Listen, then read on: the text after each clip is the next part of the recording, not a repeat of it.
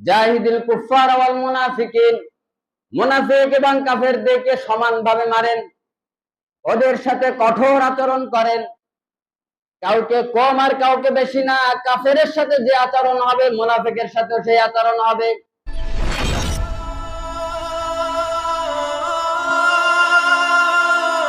প্রপোজালটা হচ্ছে, গত রবিবারে এখানে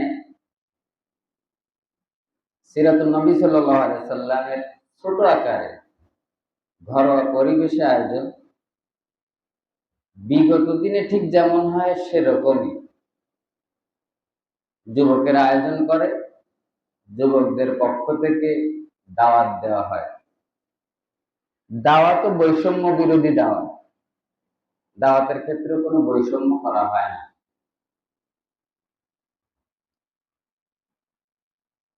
তো আয়োজন আলহামদুলিল্লাহ শেষ হয়েছে, তবে কিছু বিতর্ক হয়েছে।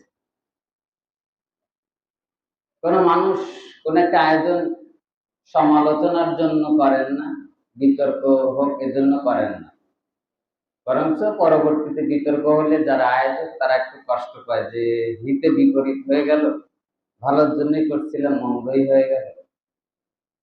তাহলে দেখা যায় পরবর্তীতে কোনো কিছু করতে তার আগ্রহ হারিয়ে ফেলে, তাই কি না? এই জন্য বিতর্কের ঊর্ধ্বে উঠে আমাদের কাজ করা উচিত।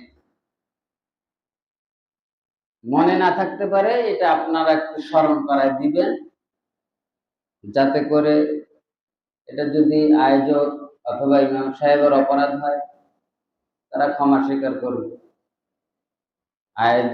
আয়োজনে কোনো সমস্যা হলে তারা ক্ষমা স্বীকার করবে। আর যদি সমস্যা না হয়, কারা বিতর্ক তৈরি করলো তাদের একটু বোঝা উচিত যে এটা কেন করা হলো। উভয়ের দিকে আমরা আলোচনা করবো ইনশাল্লাহ। আমরা তাবুক যুদ্ধের ঘটনা আলোচনা করছিলাম, আপনাদের মনে আছে? তিনজন লোক তাদের ভুল বুঝতে পেরে এমন ভাবে তওবা করলো, আল্লাহ তাআলা তাদের ব্যাপারে কোরআনে আয়াত নাযিল করে দিলেন যে ওই তিনজনকে আমি ক্ষমা করে দিচ্ছি, তাদের তওবা এমন ছিল, তাদেরকে আমি ক্ষমা করে দিচ্ছি। কিন্তু আল্লাহ তাদেরকে বয়কট করে দিচ্ছিলেন, কড়া শাস্তি।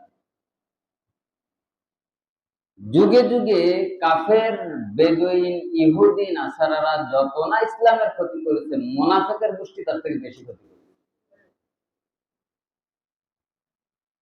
মুনাফিক আর কাফের পরে যে বিধান, মুনাফিকের পরে একই বিধান আল্লাহ তাআলা দিয়েছে। কাফের যদি ঘাড়ে মারেন তা ওরও ঘাড়ে মারবে।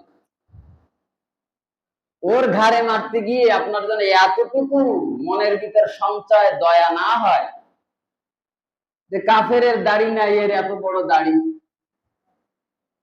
ওর পাঞ্জাবি নাই, ওর এত বড় পাঞ্জাবি, কাফের নামাজ পড়ে না, মুনাফিক একেবারে ইমাম সাহেবের পিছেই দাঁড়ায়, ইমাম সাহেবের হাদিয়া তওবা দেয়, অ্যানাউন্সমেন্ট করে যে এখন কথা বলবেন অমুক, একেবারে পরিপূর্ণ। এটা দেখে যেন আপনার কোনো হৃদয়ে কোনো না হয়, দয়া না হয়। ওরেও যেরকম ঘাড়ে মারবেন, এরেও সেরকম ঘাড়ে মারবেন। প্রশ্ন হলো কেন এত কঠোর? কাফেরকে দেখে চিনতে পারা যায়, মুনাফিক দেখে চিনতে পারা যায়। ফলে কি হবে?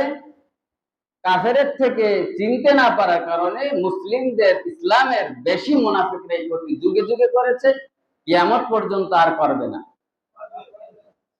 কিয়ামত পর্যন্ত করবে, মুনাফিকরা কিয়ামত পর্যন্ত করবে। ইসলামের বড় ক্ষতি করেছে। রাসূল বিশ্ব মানবতার একজন রোল মডেল, তিনি জীবিত, তিনি দিন প্রচার করছেন। সে সময় যদি তার পিছনে মুনাফিকের আস্থানা গড়ে ওঠে, তাহলে এখন কয়জন মুনাফিক আছে বলেন? কম হবে না বেশি হবে? ওমর ফারুক রাদিয়াল্লাহু তাআলা যখন জানাজা শুরু হয়ে যেত, তিনি গোপনে তাকিয়ে দেখতেন, হায় হায় কার জানাজা আসলো, জানাজায় শরীক হবো কিনা একটু দেখি। দূর থেকে উঁকি মেরে দেখতেন যে ওখানে হুযায়ফা দাঁড়িয়েছে কিনা।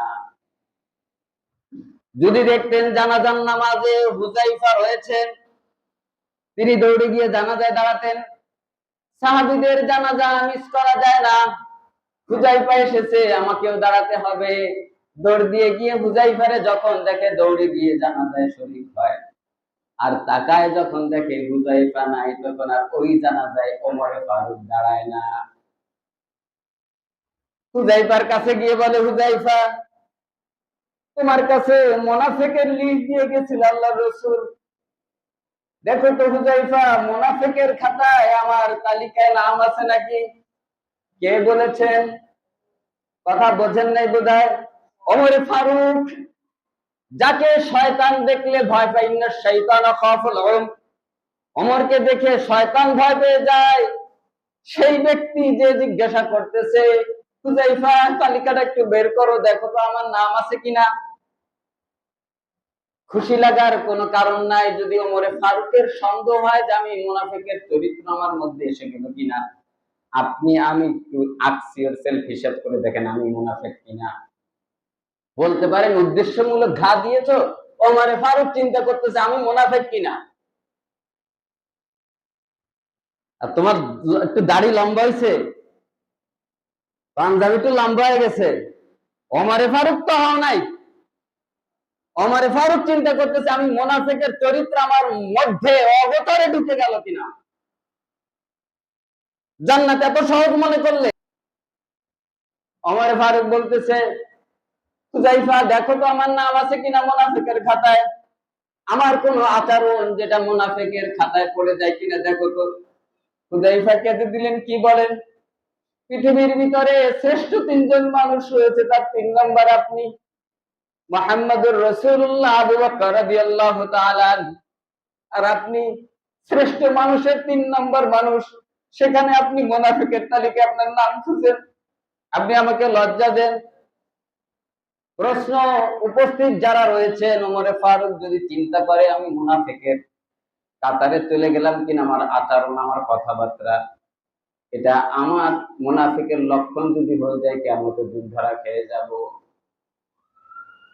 এইবার সকলে বলেন, আমাদের প্রত্যেকেরই যাচাই করা উচিত আমি মুনাফিক কিনা। কথা বুঝতে পেরেছেন? কেউ কারোর দিকে তাকানোর দরকার নেই, নিজের আগে প্রশ্ন করেন আমি মুনাফিক কিনা। কারণ মুনাফিকের দ্বারাই হচ্ছে ইসলামের সব থেকে বেশি ক্ষতি হয়েছে। কথা বলেন, কথা বলছেন না কেন? গায়ে পড়বে? কাদের দ্বারা ইসলামের বেশি ক্ষতি হয়েছে? মুনাফিকের দ্বারা। আপনার খুঁজতে হবে না যে আমি মুনাফিক কিনা, বুঝতে হবে না আমি মুনাফিক কিনা। আপনি ভাবছেন নামাজ কালাম দিয়ে জান্নাত কিনবেন? আমার ভিতরে যদি চরিত্র মুনাফিকের এসে যায়, কোনোদিন ওই নামাজ কালাম দিয়ে কাজ হবে না। যখন মুনাফিকের জানাজার সময় হয়ে গেল, রাসূলুল্লাহ সাল্লাল্লাহু আলাইহি সাল্লামের দিলটা ছিল এত বড়, সারা জীবন ইসলামের ক্ষতি করেছে, তারপরেও মুনাফিক কিন্তু জানাজায় দৌড়ে আগে গিয়েছে। জানে যে মুনাফিক এর অবস্থা টাইট করে দেবে, আল্লাহ যদি একে ক্ষমা করে দিত। নিজের জামা খুলে তার কাপনের কাপড় দিয়েছে, নিজের মুখের লালা বের করে তার মুখে লাগাই দিচ্ছে যাতে করে বেঁচে যায়। জানাজা শুরু করলেন। কেউ বলেছে হাত উঁচু করেছেন, আল্লাহ জিবরাইল এসে হাত টেনে নামায় দিছে। মুহাম্মদুর রাসূলুল্লাহ যে জিনিস কল্পনা করে সাথে সাথে সেটা হয়ে যায়, এমন লোকের হাত টেনে সরায় দেয়। অথবা জানাজার সালাম এইদিকে ফিরেছে, আর একদিকে তখন ফিরেতে গেছে, জিবরিল এসে বলতেছে খবরদার, একদিকে জানাজার একদিকে সালাম ফিরাইছেন, আর একদিকে ফিরায়েন না। ইস্তাগফির লাহুম আও লা তাস্তাগফির লাহুম ইন তাস্তাগফির লাহুম ৭০ মাররা, আপনি যদি একবার দোয়া করেন, 2 বার, 3 বার, 4 বার, ৭০ বার, ৭০ মাররা, যদি ৭০ বার আপনি নবী হয়ে তার জন্য দোয়া করেন, কোন দোয়ায় কাজ হবে না, আপনার দোয়ায়ও কাজ হবে না। হচ্ছে মুনাফিক। এইবার খুঁজে নেন তো, ইন্নাল মুনাফিকিনা ফিদ দারকিল আসফালি মিনান নার, নিশ্চয় আমি আল্লাহ মুনাফিকদেরকে এত লাঞ্ছনা দিব, এত কষ্ট দিব, সমস্ত জাহান্নামীদের তলে আমি তাদেরকে রাখবো, সমস্ত জাহান্নামীদেরকে জ্বালাবো, তাদের রক্ত মাংস খুন যা কিছু পড়বে তা মুনাফিকের গায়ে পড়বে।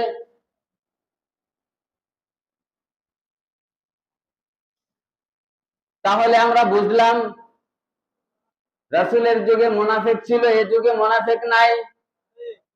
এ যুগে মুনাফিক তাকে আমাদের আশেপাশে নাই, আমাদের কাছে নাই, আমাদের পাশে নাই। আছে? বিশ্বাস হয়? দেখবেন মুনাফিকের তালিকা প্রকাশ করব?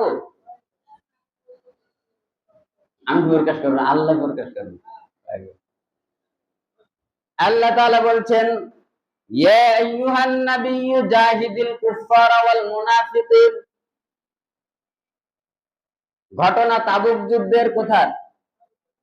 তাহলে এদিকে মুসলমানরা যে ওখানে কষ্ট করছে কি করে নাই? করেছে অনেক।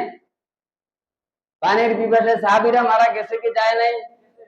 পৃথিবীর তৎকালীন সময়ের সব থেকে সাম্রাজ্যবাদ এমন এক গোষ্ঠীর বিরুদ্ধে যুদ্ধ, একজন মুসলমান যদি ঘরে বসে থাকে তাদের সাথে যুদ্ধে পারা যাবে না। যারা ঘাপটি মেরে পড়ে থাকলো এরা হচ্ছে মুনাফিক। মুনাফিক মানুষকে হত্যা করে দিতে দ্বিধা করে না। আল্লাহ রাসূলকে হত্যার প্ল্যান করেছে মুনাফিকরা। তাবুক যুদ্ধে এমন একটা ট্র্যাজেডি, সমস্ত মুসলিমরা যদি যায় তারপরেও কি সমস্যা থেকে যেতে পারে। এটা রাসূল সাল্লাল্লাহু আলাইহি ওয়াসাল্লাম ক্লিয়ার করার পরে মুনাফিক কিন্তু যায়নি। ক্যাপাসিটি, রাজনীতি ভালো বোঝে মুনাফিকেরা। এখন হিসাব করে দেখলো আর মুনাফিক কিছু সাথে পাঠাইছে, যদি ওই জায়গায় রাসূলের মৃত্যু না হয় আসার পথে যেন মেরে দিতে পারে। 4-5 জন মনে করেন মুনাফিক ওর সাথে গেছে। ওরা কি যুদ্ধে গেছে না আল্লাহ রাসূলের মারতে গেছে? আচ্ছা, যখন চলে গেল হিসাব করে দেখলো একজনে 30 জন, একজন মুসলিম 30 জনের সাথে মোকাবেলা করে টিকতে হবে। এর এখানে কিটা পারবে যে 30 জনের সাথে একজন যুদ্ধ করে পারবে? আল্লাহ রাসূল যে ঘোষণা দিছিল সেখানে তো একজনে 10 জন, কি তাই পারা? তার সেই ইমানদার লাগে। তো এখানে হিসাব করছে কয়জন বের হয়েছে? একজনে 30 জন। তাহলে কোনোভাবে হিসাব অনুযায়ী তাবুকে যারা গেছে তারা ফিরে আসবে না। তাহলে আমাদের এই সুযোগে মসজিদ আর একটা বানাতে হবে। কি এরকম লোক আছে না, একটু কিছু পারে না, দূর মসজিদে যাব না, মসজিদ আর একটা বানাবো। আছে না এরকম? এরা মসজিদ বানালো, মসজিদের দেরার নাম কি? ইতিহাসের চরম সাক্ষী হয়ে দাঁড়িয়েছে মুনাফিকের বাচ্চারা মসজিদ বানাইছে। আবার মসজিদের নাম কি? মসজিদের দেরার। সমাজের সাথে মেলে এই মসজিদ নিয়ে চুলকানি লোক আছে সমাজে? আচ্ছা, লিস্ট দিচ্ছি আস্তে আস্তে।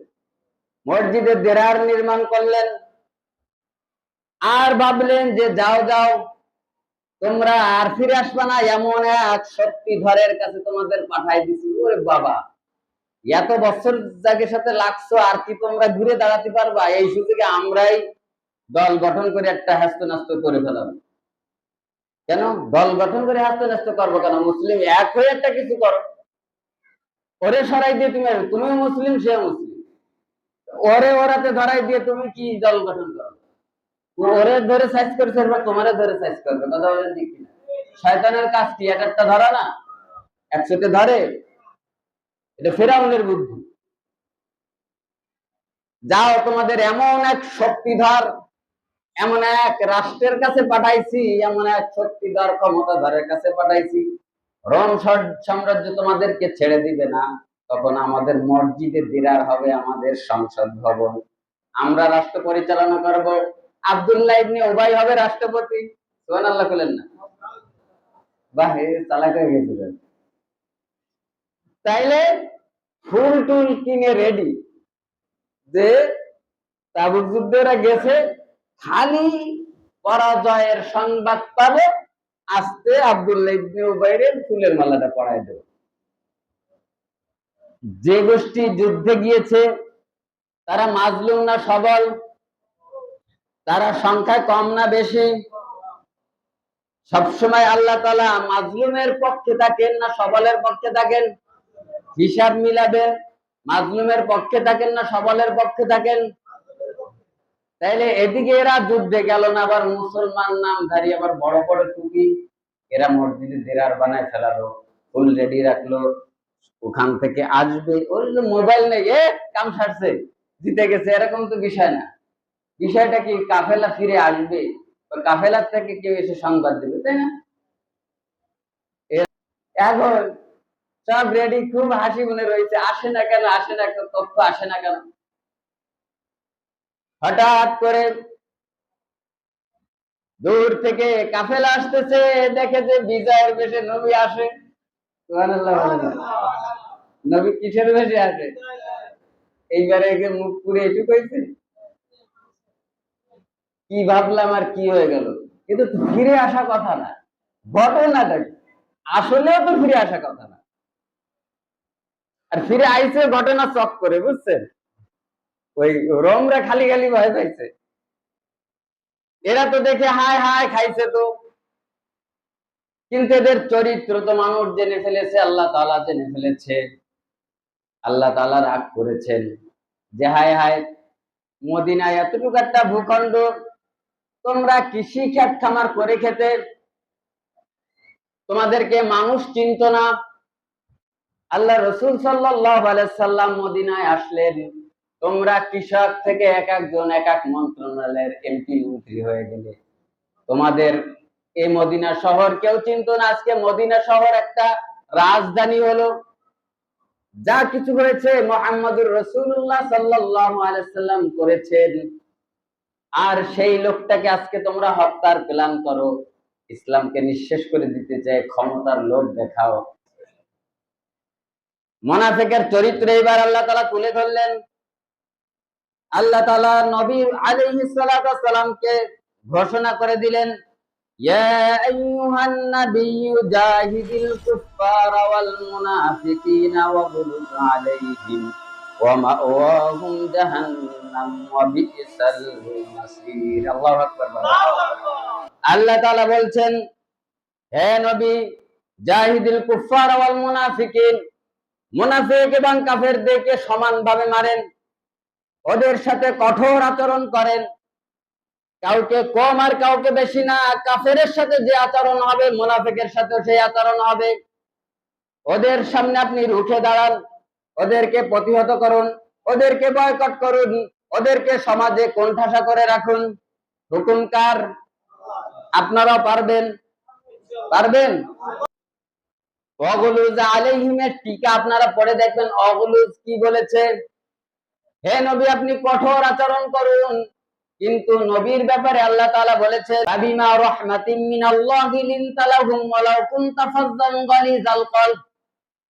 আপনার হৃদয়টা যদি নমনীয় না হতো, আপনার ভাষা যদি কর্কশ হতো, তাহলে আপনার আশেপাশের লোকজন সব সরে চলে যেত।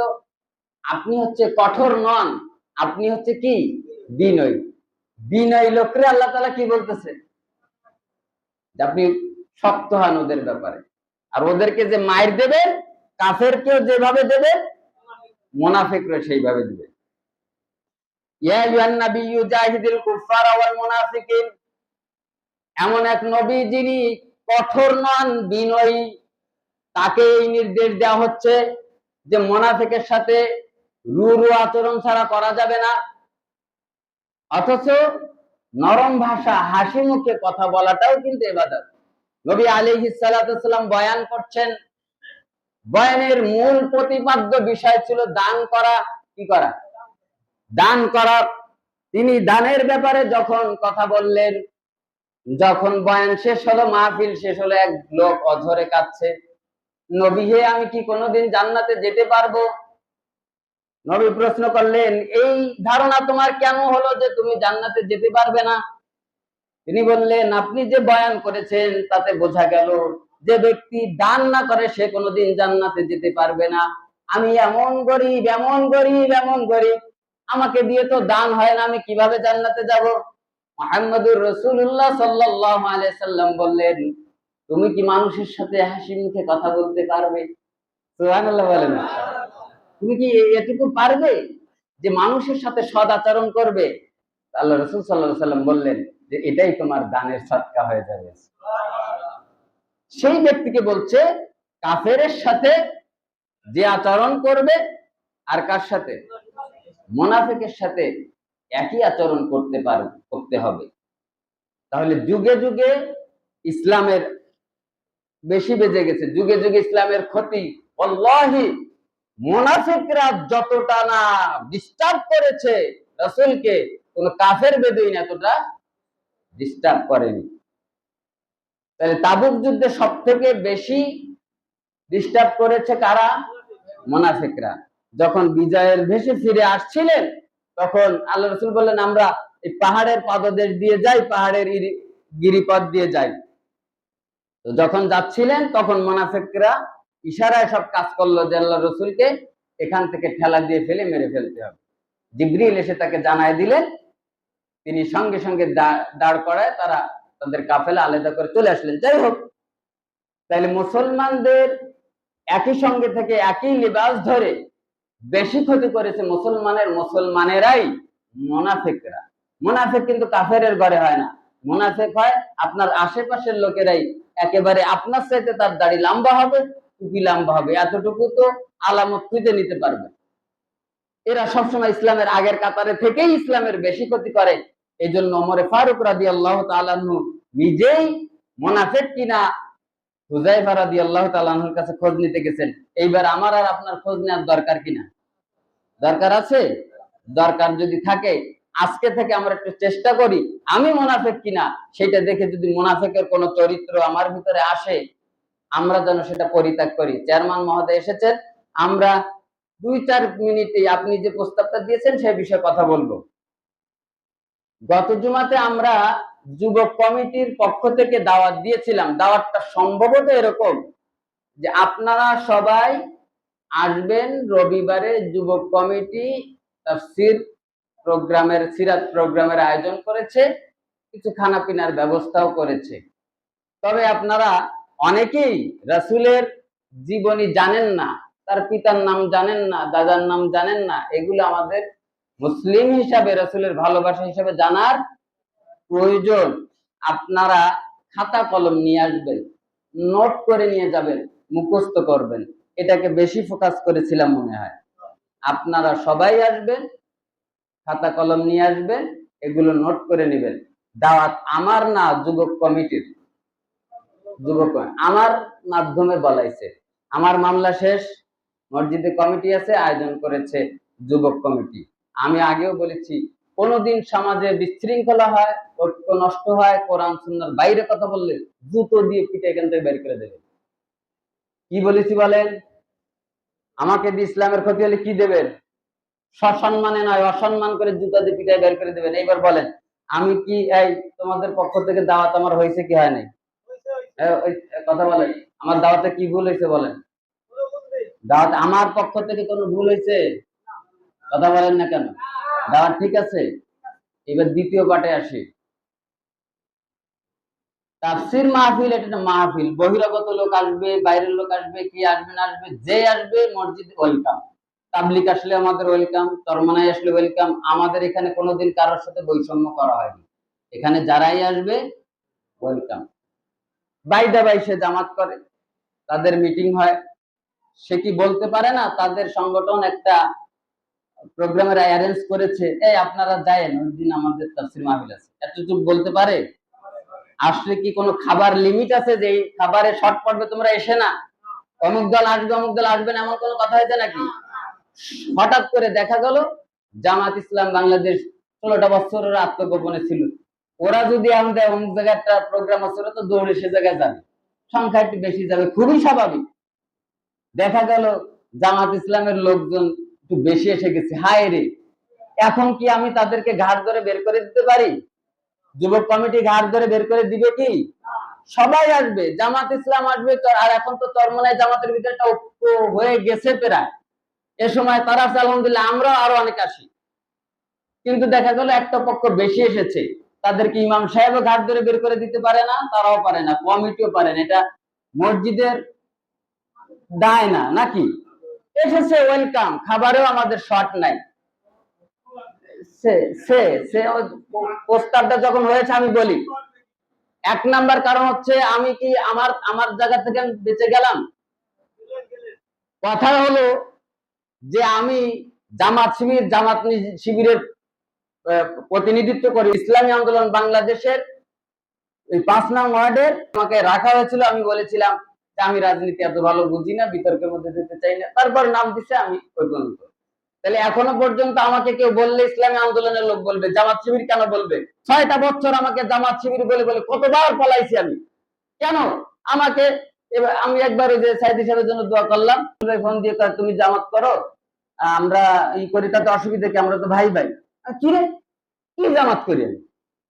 ওই যে জুতোর দোকান, এই আপনারা বড় আয়োজন করলেন, আপনাদের জামাতের লোকজন বাজারে মিছিল নিয়ে আসলো, আমরা জানলাম না। আমি কি রে, তুমি তো জানো তোমাদের সংগঠনে আমার নাম আছে, জামাত শিবির করলাম কি করে?